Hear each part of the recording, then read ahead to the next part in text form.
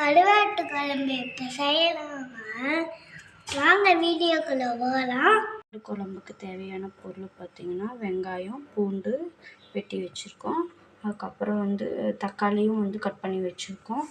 கத்திரிக்காய், உருளைக்கிழங்கு அது அரிஞ்சு தண்ணியில் போட்டிருக்கோம். இப்போ கருவாடும் சுடு தண்ணி வச்சுருக்கோம். அதில் போட போகிறோம். அது ஒரு 10 நிமிஷம் போட்டு வைக்கணும். வாங்க போய் குழம்பு செய்கிறது எப்படின்னு பார்க்கலாம். இது பொரிஞ்சிருச்சு. இப்போ நம்ம முதல்ல பூண்டு ஆட் பண்ணணும். பூண்டு பொன்னிறம் ஆகிற மட்டும் நல்லா வதக்கி விடணும். பூண்டு பாருங்கள் பொன்னிறம் ஆகிடுச்சு. இப்போ நம்ம வெங்காயம் ஆட் பண்ணணும்.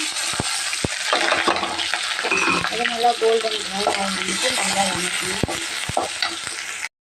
இந்த அளவுக்கு வெங்காயம் வதங்கிடுச்சு பாருங்கள். இந்த சமயத்தில் நம்ம தக்காளி ஆட் பண்ணிடலாம். தக்காளி பாருங்கள் எவ்வளோ குழம்பு வெந்துருச்சுன்னு. இப்போ நம்ம கத்திரிக்காயும் உருளைக்கிழங்கு ஆட் பண்ணணும். அதுவும் நல்லா குழையிற அளவுக்கு வேகணும். வெந்ததுக்கப்புறம் தான் நம்ம இந்த அளவுக்கு வெந்தால் போதுங்க. இப்போ நம்ம குழம்பு மிளகாய் ஆட் பண்ணணும். இந்த ஸ்பூனில் ஒரு ஸ்பூன் போட்டுருக்கோம்.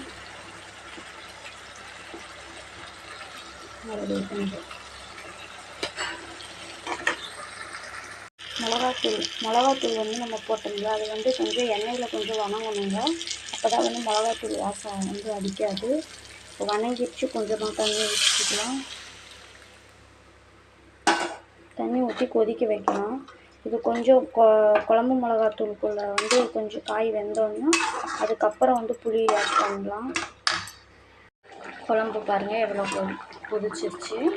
இப்போ இந்த சமயத்தில் நம்ம புளி ஆட் பண்ணணும். புளி கரைசலை ஆட் பண்ணி நல்லா கொதிக்க வைக்கணும். குழம்பு திக்கானோனையும் நம்ம கருவாடு ஊற வச்சுருக்கோம்ல, அதை நல்லா வாஷ் பண்ணிவிட்டு இது கூட ஆட் பண்ணால் சுவையான கருவாட்டு குழம்பு ரெடி ஃப்ரெண்ட்ஸ். கருவாடு ஆட் பண்ணியாச்சு. கொஞ்சம் நேரம் குழம்பு கொதிக்கட்டும்.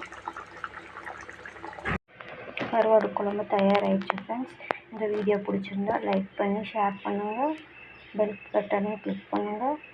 நீங்களும் உங்கள் வீட்டில் செஞ்சு பாருங்கள். Okay bye.